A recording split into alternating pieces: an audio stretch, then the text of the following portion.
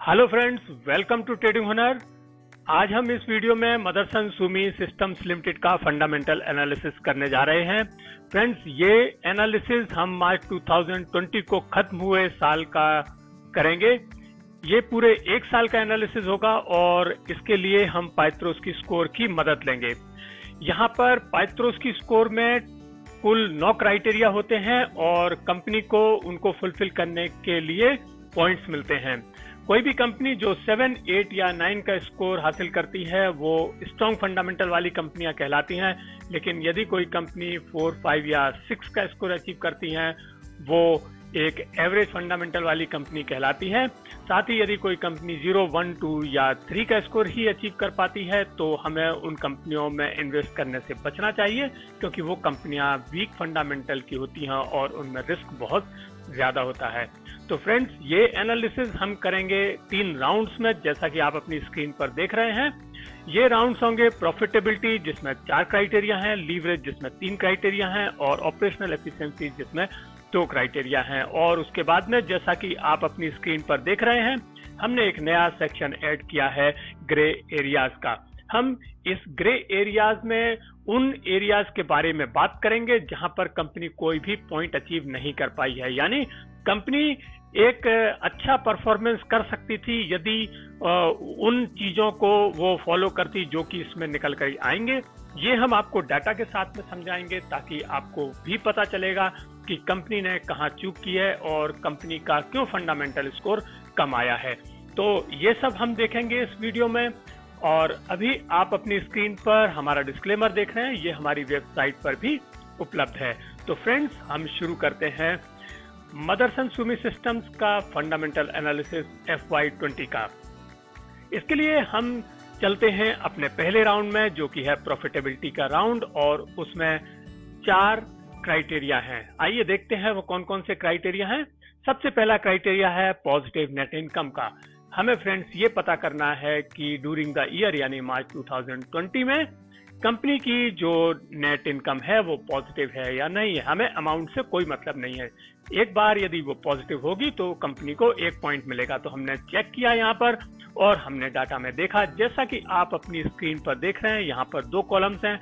हमें पहले कॉलम से मतलब है क्योंकि हम मार्च 2020 यानी करंट ईयर की बात कर रहे हैं। तो यहाँ पर हमने चेक किया कि कंपनी का जो नेट प्रॉफिट है वो है 1236.98 करोड़, जो कि एक पॉजिटिव फिगर है और इसलिए कंपनी को यहाँ पर मिलेगा 1 पॉइंट।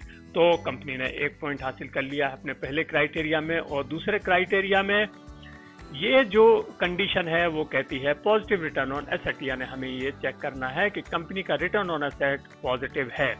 आइए चेक करते हैं और देखते हैं कि क्या हुआ है। कंपनी का जो रिटर्न ऑन एसेट है मार्च 2020 में वो है 2.57। आप अपने पहले कॉलम में देख सकते हैं, ये एक पॉजिटिव फिगर है और इसलिए कंपनी को यहाँ पर 1 पॉइंट और मिलता है। तो हम कंपनी को देते हैं 1 पॉइंट और। इसके बाद में हमारा तीसरा क्राइटेरिया है positive operating cash flow. Friends, हमें ये पता करना है कि कंपनी का जो कैश फ्लो फ्रॉम ऑपरेशंस है, या जिसे हम ऑपरेटिंग कैश फ्लो भी कहते हैं, वो पॉजिटिव है या नहीं है। हमें अमाउंट से कोई भी मतलब यहाँ पर नहीं है। तो हम यहाँ पर चेक करते हैं। हमने कंपनी की वेबसाइट पर जाकर के इनका cash flow from operating activities download किया और जैसा कि आप अपनी स्क्रीन में देख रहे हैं, ये पहले कॉलम में इनका जो net cash generated from operating activities है वो आया है 6352.05 करोड़। तो ये एक पॉजिटिव फिगर है और यहाँ पर कंपनी को 1 और पॉइंट मिलता है। तो अभी हमने देखा कि 3 क्राइटेरिया में कंपनी को 3 पॉइंट्स मिले हैं और हम आते हैं अपने चौथे क्राइटेरिया में, जो थोड़ा सा ट्रिकी होता है और ये कहता है कि cash flow from operations should be greater than net income. यानी अभी जो हमने थर्ड क्राइटेरिया में जो ऑपरेटिंग कैश फ्लो देखा था वो फर्स्ट क्राइटेरिया वाले पॉजिटिव नेट इनकम से ज्यादा होना चाहिए। यदि कैश फ्लो ज्यादा होगा तो ही कंपनी को 1 पॉइंट मिलेगा, अदरवाइज उसको 0 पॉइंट मिलेगा। तो हमने यहाँ पर चेक किया और जैसा कि आप देख रहे हैं, जो कैश फ्रॉम ऑपरेशंस है वो 6352.05 करोड़ है, जबकि जो नेट इनकम है वो 1236.98 है। यानी जो कैश फ्लो फ्रॉम ऑपरेशंस है वो ज्यादा है और यही इस कंडीशन को फुलफिल करने के लिए चाहिए था। तो यहाँ पर भी कंपनी को 1 पॉइंट और मिलेगा, तो हम कंपनी को देते हैं 1 पॉइंट और इस प्रकार से प्रॉफिटेबिलिटी में कंपनी को मिलते हैं 4 पॉइंट्स। हमारा पहला राउंड खत्म होता है, पहले राउंड में कंपनी को मिलते हैं 4 पॉइंट्स और कंपनी का पाइथ्रोस की स्कोर हो जाता है 4। अब हम आते हैं अपने दूसरे राउंड में। दूसरा राउंड है लीवरेज। इसमें हम लीवरेज और लिक्विडिटी से संबंधित क्राइटेरिया देखेंगे। इसमें 3 क्राइटेरिया होंगे। आइए देखते हैं वो कौन कौन से क्राइटेरिया हैं। फ्रेंड्स, यहाँ पर जैसा कि आप देख रहे हैं, पहला क्राइटेरिया है lower ratio of long term डेब्ट इन करंट ईयर। फ्रेंड्स, यहाँ पर हमारा जो असेसमेंट का जो तरीका है वो थोड़ा सा चेंज हो जाएगा और हमें यहाँ पर जो वर्ड्स दिखाई दे रहे हैं लोअर और हायर, उनको हम ये मान के चलेंगे कि हमें ये फिगर्स जो हैं वो पिछले साल से यानी कि प्रीवियस ईयर से कंपेयर करना है। तो हमें जो लॉन्ग टर्म डेब्ट रेशियो है करंट ईयर का, उसको पिछले साल के लॉन्ग टर्म डेब्ट रेशियो से कंपेयर करना होगा और यहाँ पर ये लॉन्ग टर्म डेब्ट रेशियो कम होना चाहिए। तो हमने चेक किया कंपनी का जो डेब्ट इक्विटी रेशियो है। अब हम यहाँ पर दोनों कॉलम्स का यूज करेंगे। तो हमने यहाँ पर देखा कि डेब्ट टू इक्विटी जो है वो मार्च 2019 में थी 1.00, जो कि डेब्ट इक्विटी रेशियो मार्च 2020 में बढ़ गई है और 1.04 हो गई है। यानी कंपनी का लीवरेज पोजीशन डिटोरिएट हुआ है और इस वजह से कंपनी को यहाँ पर कोई भी पॉइंट नहीं मिलता है। हम ये सब आपको आगे भी दिखाएंगे कि ये देखिए, ये इसका एक ग्रे एरिया हो गया है। तो जो हमारा ग्रे एरिया वाला सेक्शन होगा, हम उसमें बताएंगे कि कहाँ पर और कितना इसमें फर्क आया है और किसने अमाउंट की वजह से कंपनी ने ये पॉइंट लूज किया है। अब हम आगे आते हैं और देखते हैं अपने दूसरे क्राइटेरिया को। दूसरा क्राइटेरिया है higher current ratio in current year. हमें ये चेक करना है कि कंपनी का जो करंट रेशियो है, करंट रेशियो इंडिकेट करता है कंपनी की लिक्विडिटी को। तो हमें ये चेक करना है कि कंपनी की लिक्विडिटी पिछले साल की अपेक्षा बड़ी है या नहीं है। तो यदि कंपनी की लिक्विडिटी बड़ी होगी या करंट रेशियो बड़ा होगा तो हम कंपनी को 1 पॉइंट देते हैं। तो यहाँ पर भी हमें लास्ट ईयर के फिगर से कंपेयर करना होगा और हमने यहाँ पर देखा कि करंट रेशियो लास्ट ईयर था 1.06 और ये मार्च 2020 में यानी करंट ईयर में हो गया है 1.01। यहाँ पर भी कंपनी ने 1 पॉइंट और लूज किया है क्योंकि ये लिक्विडिटी वाली कंडीशन थी और इसमें कंपनी अपनी लिक्विडिटी को मेंटेन नहीं कर पाई है, ना ही उसको बढ़ा पाई है, बल्कि इनकी लिक्विडिटी कम हुई है। तो यहाँ पर भी कंपनी को मिलता है एक और 0 पॉइंट। और अब हम आते हैं लीवरेज के तीसरे क्राइटेरिया में। तीसरा क्राइटेरिया कहता है lack of share dilution. Friends, यहाँ पर शेयर डाइल्यूशन का मतलब है कि कंपनी को कोई नया इक्विटी इशू नहीं करना चाहिए, क्योंकि यदि कंपनी कोई नया इक्विटी शेयर इशू करती है, इसका मतलब है कि वो अपने इक्विटीज को डाइल्यूट कर रही है। तो हाँ, यहाँ पर हमें केवल एक चीज चेक करनी है कि यदि कंपनी ने कोई नई इक्विटी इशू नहीं की होगी तो कंपनी को 1 पॉइंट मिलेगा। हमने कंपनी की वेबसाइट से जा करके इनका cash flow from financing activities देखा और हमने उसकी पड़ताल की, लेकिन हमें कहीं पर भी ऐसा कोई फिगर नहीं दिखा जिसमें कि कंपनी ने अपनी इक्विटी को डाइल्यूट किया हो और यहाँ पर कंपनी को मिलता है 1 पॉइंट। तो इस प्रकार से हमने देखा कि कंपनी के जो लीवरेज वाले राउंड में कंपनी को 1 पॉइंट मिलता है और दूसरा राउंड खत्म होता है और इसमें मिलता है कंपनी को 1 पॉइंट और टोटल स्कोर हो जाता है कंपनी का 5। तो अब तक हमारे 2 राउंड कंप्लीट हो गए हैं, 7 हमारे क्राइटेरिया कंप्लीट हो गए हैं। अब हम आते हैं अपने अंतिम राउंड में, जो कि है ऑपरेशनल एफिशिएंसी का, और इसमें कंपनी 2 पॉइंट्स हासिल कर सकती है क्योंकि इसमें 2 क्राइटेरिया हैं। तो वो कौन कौन से आखिरी 2 क्राइटेरिया हैं उनको देखेंगे और कंपनी किस तरह से परफॉर्म करती है इसमें ये हम देखेंगे इस राउंड में। तो यहाँ पर जो सबसे पहला क्राइटेरिया है वो है high gross margin. High gross margin का मतलब है कि कंपनी का जो ग्रॉस प्रॉफिट रेशियो है या ग्रॉस मार्जिन है वो लास्ट ईयर की अपेक्षा ज्यादा होना चाहिए, यानी कंपनी को अपनी operational efficiency in terms of monetary value बढ़ानी चाहिए। तो हम यहाँ पर चेक करते हैं और हमने देखा कि लास्ट ईयर जो कंपनी का ग्रॉस प्रॉफिट मार्जिन था वो था 8.76%, जो कि मार्च 2020 में यानी करंट ईयर में कम हो गया है और ये हो गया है 8.54%। तो यहाँ पर हम कह सकते हैं कि कंपनी ने अपनी जो ऑपरेटिंग एफिशिएंसी है in terms of gross margin वो इसने अच्छे से पूरी नहीं की है और यहाँ पर कंपनी को मिलता है 0 पॉइंट। अब हमारे पास केवल एक क्राइटेरिया है, 9वां क्राइटेरिया है और ये है हायर एसेट टर्नओवर रेशियो। हमें ये चेक करना है कि कंपनी का asset turnover ratio last year से ज्यादा है या नहीं है।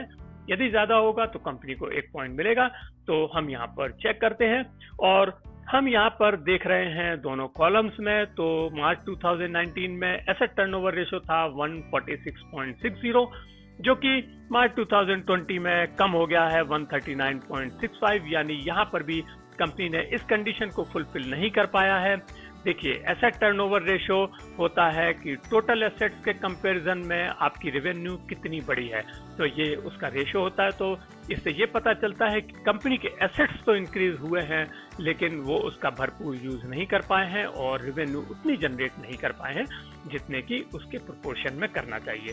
तो फ्रेंड्स, यहाँ पर कंपनी को एक और 0 पॉइंट मिलता है। तो इस प्रकार से ऑपरेशनल एफिशिएंसी के दोनों पॉइंट्स में से कंपनी को 0 पॉइंट ही मिलते हैं। तो हमारा तीसरा राउंड खत्म हुआ और तीसरे राउंड में मिलता है कंपनी को 0 पॉइंट और कंपनी का जो टोटल स्कोर है अपडेटेड वो है 5।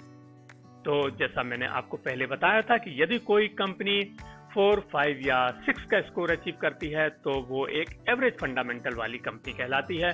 तो आप इसमें देख सकते हैं कि मदरसन सुमी सिस्टम्स लिमिटेड का FY 2020 का जो एनालिसिस है उसके हिसाब से ये एक एवरेज फंडामेंटल वाली कंपनी है। लेकिन फ्रेंड्स, यहाँ पर हम जाते हैं अब इसके ग्रे एरिया में और देखते हैं, इसकी पड़ताल करते हैं कि कहाँ पर कंपनी पॉइंट्स को अचीव नहीं कर पाई है। तो सबसे पहले हम देखते हैं कि कंपनी ने कहाँ कहाँ पॉइंट्स लूज किए हैं। तो जैसा अभी हमने देखा था कि कंपनी ने लीवरेज में केवल 1 पॉइंट हासिल कर पाया है और 2 पॉइंट लूज किए हैं और ऑपरेशनल एफिशिएंसी में 2 में से 1 भी पॉइंट हासिल नहीं कर पाया है। तो हम अब इनकी पड़ताल करेंगे और जो हमारे तीनों सेक्शन हैं हम उनको बारी बारी से लेंगे। जहां तक बात है प्रॉफिटेबिलिटी की तो आपको मालूम है कोई इशू नहीं है और कंपनी ने 4 आउट ऑफ 4 पॉइंट्स हासिल किए हैं।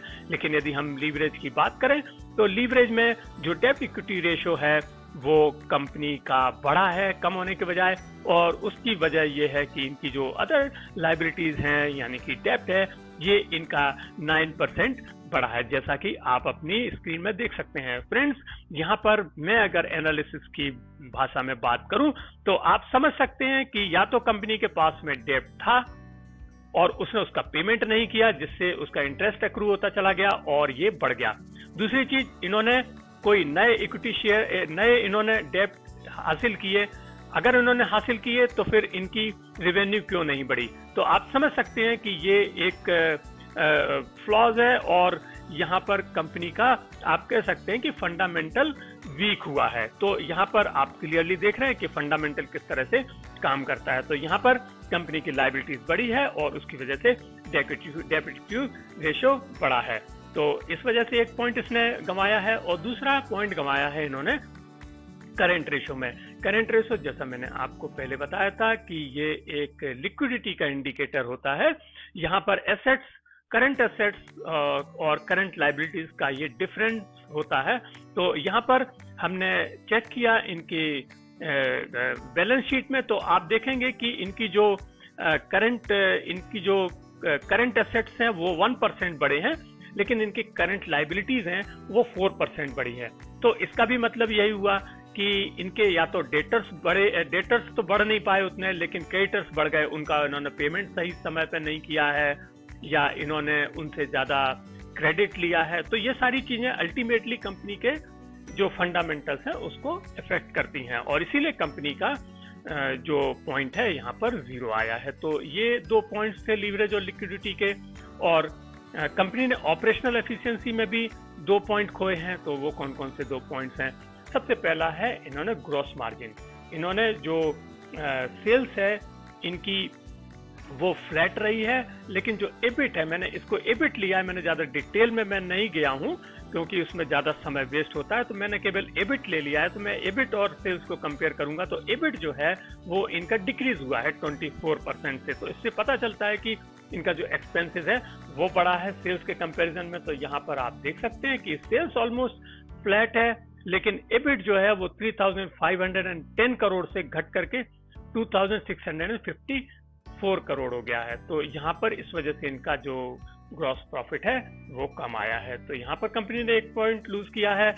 और जो नेक्स्ट पॉइंट है वो है एसेट टर्नओवर रेशो। यहाँ पर कंपनी के जो टोटल एसेट्स हैं वो 5% बढ़े हैं, जैसा आप अपनी स्क्रीन में देख रहे हैं। 43,300 से बढ़ करके 45,000 लगभग 500 करोड़ हो गए हैं। लेकिन जो इनकी जो सेल है वो ऑलमोस्ट फ्लैट रही है। तो यहाँ पर एसेट्स का ये भरपूर यूज नहीं कर पाए हैं। तो ये कुछ वजह थी जिसकी वजह से कंपनी एक एवरेज फंडामेंटल वाली कैटेगरी में आई है और कंपनी ने 4 पॉइंट्स लूज किए हैं। फ्रेंड्स, आपको ये वीडियो कैसा लगा? यदि आपको वीडियो अच्छा लगा हो तो इसे लाइक कीजिएगा और शेयर कीजिए। और यदि आपने अब तक हमारे चैनल को सब्सक्राइब नहीं किया है तो प्लीज हमारे चैनल को सब्सक्राइब कीजिएगा और बेल आइकन को प्रेस कीजिए। Thank you.